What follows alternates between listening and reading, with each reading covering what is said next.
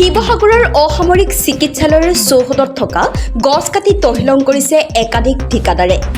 বন বিভাগ যুটীয়া স্বাস্থ্য সঞ্চালকৰ অনুমতিৰ অবিহনে শিৱসাগৰ অসামৰিক চিকিৎসালয়ৰ চৌহদত থকা বহু পুৰণি গছ এফালৰ পৰা কাটি তহিলং কৰিছে।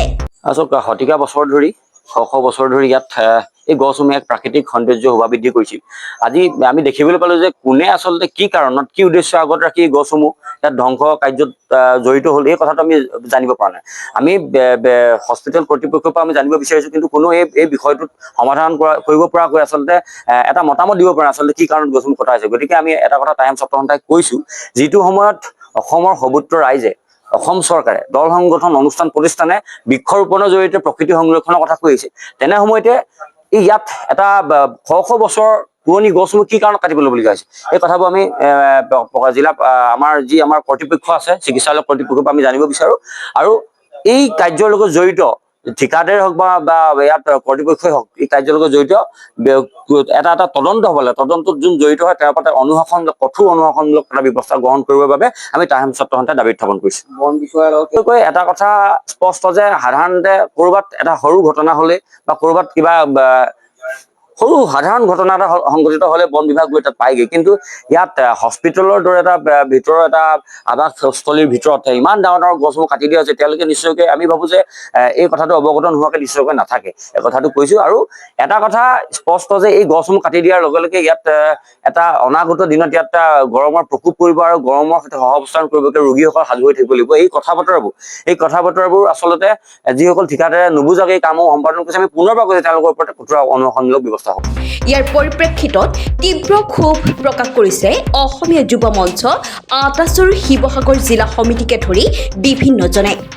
এই সন্দৰ্ভত অসমীয়া যুৱ মঞ্চৰ জয়সাগৰ আঞ্চলিক সমিতিয়ে আৰক্ষী চকীত এজাহাৰ দাখিল কৰিছে।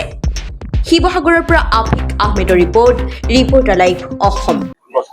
নহয় চাওক, শিৱসাগৰ অসামৰিক চিকিৎসালয় আচলতে অৰাজকতাৰ এটা যে পৰিৱেশ সূচনা হৈছে এই কথা আমি পূৰ্বৰ পৰাই কৈ আহিছো, কিন্তু শেহতীয়াভাৱে আপোনালোকে দেখিছেই যে শিৱসাগৰ অসামৰিক চিকিৎসালয়ৰ আন্তঃগাঁথনি উন্নয়নৰ বাবে ইয়াৰ আচলতে শতিকা পুৰণি গছসমূহ জধে মধে কাটি পেলোৱা হৈছে, কোনো ধৰণৰ নীতি নিয়ম নমনাকৈ। আৰু অতিকৈ দুৰ্ভাগ্যজনক বিষয়, যেতিয়া আমি শিৱসাগৰ অসামৰিক চিকিৎসালয়ৰ অধীক্ষকৰ লগত যোগাযোগ কৰিছিলো, তেখেতে ক'লে যে মই এই সন্দৰ্ভত আচলতে কোনো ধৰণৰ জ্ঞাত নহয়। কিন্তু যিটো সময়ত আচলতে অধীক্ষকজন শিৱসাগৰ অসামৰিক চিকিৎসালয়তে আচলতে ডিউটিৰ সময়ত থাকে, তেনেকুৱা এটা সময়তে দিনৰ ভাগত ইয়াৰ সমস্ত গছসমূহ কাটি পেলাইছে, তাৰ পাছত অধীক্ষকজনে গম নাপায়, এইটো কেতিয়াও হ'ব নোৱাৰে। গতিকে ইতিমধ্যে আমি অসমীয়া যুৱ মঞ্চই এই শিৱসাগৰ অসামৰিক চিকিৎসালয়ৰ অধীক্ষক যিগৰাকী আচলতে ঠিকাদাৰে বা ঠিকাদাৰী প্ৰতিষ্ঠানে এনেধৰণৰ কাম কাজখিনি কৰিছে, তেওঁলোকৰ ওপৰত ইতিমধ্যে আমি এজাহাৰ দাখিল কৰিছো। আৰু জিলা প্ৰশাসনলৈ আমি আহ্বান জনাইছো, এই সমগ্ৰ কাণ্ডৰ লগত যিসকল ব্যক্তি জড়িত হৈ আছে তেওঁলোকৰ ওপৰত আচলতে ব্যৱস্থা গ্ৰহণ কৰিব লাগিব। আৰু যেতিয়ালৈকে তেওঁলোকৰ ওপৰত ব্যৱস্থা গ্ৰহণ নকৰে বা এই কামসমূহ যেতিয়ালৈকে বন্ধ নকৰে, তেতিয়ালৈকে আমাৰ অসমীয়া যুৱ মঞ্চৰ এই ধাৰা অব্যাহত থাকিব। আৰু শিৱসাগৰ অসামৰিক চিকিৎসালয়ৰ এনেধৰণৰ কাম কাজ অনাগত দিনত যাতে কোনেও কৰিবলৈ সাহস নকৰে, তাৰ কাৰণে আমি শিৱসাগৰ অসামৰিক চিকিৎসালয়ৰ কৰ্তৃপক্ষক আমি স্পষ্ট কৰি দিছো।